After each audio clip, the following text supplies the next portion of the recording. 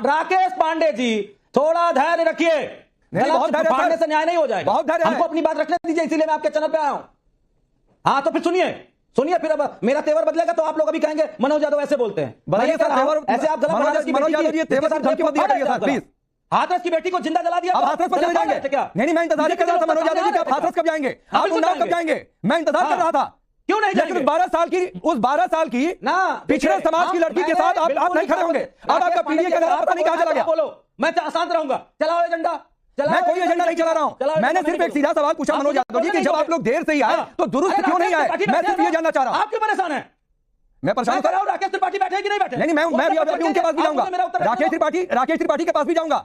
और आरोप किस तरह के हैं जिसमें कोई एक दिन की स्टंट कोई घटना की बात नहीं हुई है, उसमें एक बड़ी बात सामने निकल के आई है कि कई महीनों से ऐसी चीजें हो रही थी। तो इसका समर्थन समाजवादी पार्टी, आदरणीय राष्ट्रीय अध्यक्ष जी अखिलेश यादव जी नहीं करते। लेकिन जब हम लोगों ने जांच कराई तो उसमें बहुत कुछ सामने निकल के आया। मैं आपके चैनल पे इस बात को इसलिए नहीं कह सकता क्योंकि वो मेरे ख्याल से पूरा विचाराधीन है, पुलिस उसकी जांच कर रही है, आगे मेरे ख्याल से कोर्ट में भी जाएंगी चीजें, जो दोषी होगा वो जेल जाए। मनोज यादव जी मेरा सवाल ये नहीं था। मेरे सवाल का मैंने आपको समझा देता हूं। और डरने वाली बात मैंने क्यों पूछी? मेरा सवाल डरने के लिए इसलिए नहीं था कि आप एक दिन लेट क्यों आए, 4 दिन, 1 महीना लेट क्यों आए। मेरा सवाल इसलिए था कि अरे जब आए तो अयोध्या मोहित खान का नाम क्यों नहीं लिया? जब आए तो ये क्यों नहीं बताया कि उस मोहित खान पर एक्शन क्या कर रहे हैं? जब आए तो ये क्यों नहीं बताया कि सपा का जो नगर पंचायत का अध्यक्ष है वो जिला महिला अस्पताल में जाकर पीड़ित परिवार को, उस पिछड़े पीड़ित परिवार को धमकी देता है कि सुलह कर लो नहीं तो जान से मार देंगे। उस पर सपा ने एक्शन क्या लिया? मेरे सवाल पूछने का मतलब यह था। आप समाजवादी पार्टी के एक्शन का इंतजार कर रहे हैं कि सरकार के और न्यायालय के एक्शन का इंतजार? नहीं सर, तो सरकार तो एक्शन कर रही है ना। एक्शन ले तब आपको नहीं मनोज यादव जी, सरकार एक्शन कर रही है, लेकिन पार्टी की नैतिकता कुछ बनती है कि नहीं कि आपकी पार्टी का एक नेता जो सांसद के साथ घूम रहा है, गलबैया कर रहा है, वो 2 महीने से 12 साल की एक बच्ची का रेप कर रहा था, प्रेग्नेंट हो गई, और आपके पार्टी के अध्यक्ष उसके डीएनए टेस्ट की बात कर रहे हैं। राकेश पांडे जी, थोड़ा धैर्य रखिए। बहुत धैर्य, फाड़ने से न्याय नहीं हो जाएगा। बहुत धैर्य, हमको अपनी बात रखने दीजिए, इसीलिए मैं आपके चैनल पे आया हूं। हाँ तो फिर सुनिए, फिर अब मेरा तेवर बदलेगा तो आप लोग अभी कहेंगे मनोज यादव ऐसे बोलते हैं। ऐसे आप गलत। मनोज यादव जी तेवर की धमकी मत दिया करिए सर प्लीज। हाथरस की बेटी को जिंदा जला दिया। अब हाथरस पर चले जाएंगे क्या? नहीं, मैं इंतजार कर रहा था मनोज यादव जी कि आप हाथरस कब जाएंगे, आप उन्नाव कब जाएंगे, मैं इंतजार कर रहा था। क्यों नहीं? लेकिन उस 12 साल की ना पिछड़े समाज की लड़की के साथ आप नहीं खड़े होंगे। अब आपका पीडीए का पता नहीं कहां चला गया। बोलो, मैं शांत रहूंगा। चलाओ एजेंडा। मैं कोई एजेंडा नहीं चला रहा हूं। मैंने सिर्फ एक सीधा सवाल पूछा मनोज यादव जी कि जब आप लोग देर से ही आए तो दुरुस्त क्यों नहीं आए? मैं सिर्फ ये जानना चाह रहा हूं। आप क्यों परेशान हैं? मैं परेशान कर रहा हूं। राकेश त्रिपाठी बैठे कि नहीं बैठे? नहीं, मैं अभी उनके पास भी जाऊंगा। राकेश त्रिपाठी के पास भी जाऊंगा और उनसे भी सवाल इतने ही तीखे होंगे, आप यकीन करिए, उनसे भी सवाल इतना ही तीखा करूंगा और उनको हो सकता है कि दिक्कत हो जाए मेरे सवालों से। देखिए राकेश पांडे जी, मुझे अपनी बात रखने दीजिए। बोलिए सर, बोलिए। पूरे देश की मीडिया के समाजवादी पार्टी पे हैं और अगर आप मुझे अपनी बात कहने का मौका नहीं देंगे तो मैं बिल्कुल नहीं इस बात से सहमत। नहीं, बोलिए सर। मैं कह रहा हूं समाजवादी पार्टी किसी भी अपराधी बलात्कारी का समर्थन नहीं करती। अगर वो दोषी हैं और उन पर जांच चल रही है, पुलिस केस हुआ है, उनका मकान गिराया जा रहा है, उनका व्यवसायिक प्रतिष्ठान गिराया जा रहा है, समाजवादी पार्टी धरना प्रदर्शन करने जा रही है क्या? हम रोक रहे हैं क्या? आप जो करना चाहते हैं जायज नाजायज वो आप करिए, हम सिर्फ न्याय की बात करें। नाजायज हो गया, न्याय हुआ तो बताओ। ये नाजायज हो गया, उसका घर गिरा नाजायज गिरा है। तरीके का ऐसा मैटर है। नहीं मनोज यादव जी, उसका घर गिरा बुलडोजर से तो नाजायज तरीके से गिरा है। जायज नाजायज जो गिराना गिरा है, सरकार के हक में है। क्यों नाजायज घुसा रहे हैं भाई? इतने लोगों क्यों डीएनए टेस्ट की बात घुसा रहे हैं? मैं कह रहा हूं क्यों नाजायज जितने लोगों का मकान गिरा। वाह, ठीक। राकेश त्रिपाठी मेरी 2 बातें हैं। बनारस वाले लड़कों का गिरा था नाजायज। अरे रुक जाइए सर, आप बनारस जाएंगे, उन्नाव जाएंगे, सब जगह जाएंगे, हाथरस जाएंगे, क्या नहीं जाएंगे? अब रुकिए, अब राकेश त्रिपाठी की बारी है।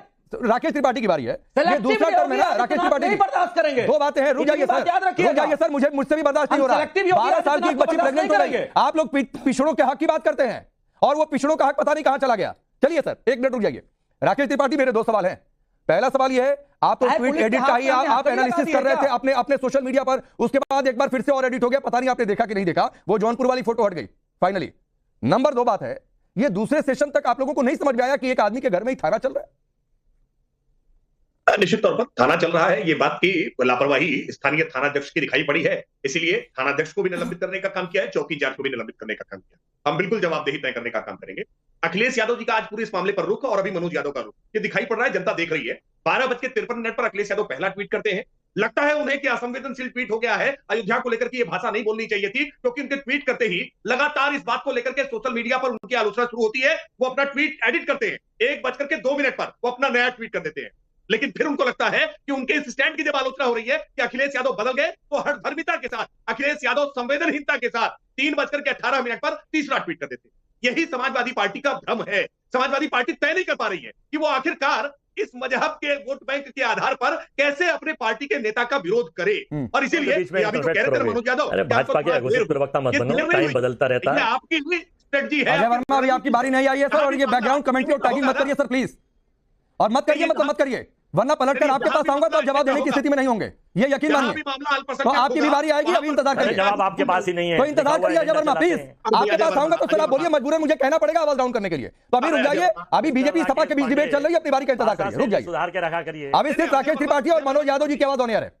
अजय वर्मा की पार्टी भी ये भी मुंह नहीं खोल पाए हैं, लेकिन मनोज यादव ने एक बड़ी रोचक बात आज बताई। मनोज यादव कह रहे हैं कि ये हमको प्रतिक्रिया व्यक्त करने में समय इसलिए ज्यादा लगा क्योंकि पार्टी के भीतर में इंक्वायरी कर रहे थे, हम इन्वेस्टिगेशन कर रहे थे। यानी पुलिस की इन्वेस्टिगेशन से ज्यादा अब समाजवादी पार्टी के पास भी कोई इन्वेस्टिगेशन की एक नई विंग आ गई है, कोई नई पुलिस इन्होंने भी भर्ती कर ली है। वो पुलिस जो अवधेश प्रसाद को ये बता तक नहीं पा रही थी।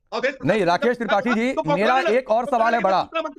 राकेश त्रिपाठी जी एक मिनट, मेरा एक और सवाल है बड़ा, और सवाल ये है मनोज यादव जी, ये डीएनए टेस्ट की जो आपने मांग उठा दी, आप जताना क्या चाहते हैं? क्या मैं सीधे से ये ना पूछूं? मेरे दो सवाल हैं इससे।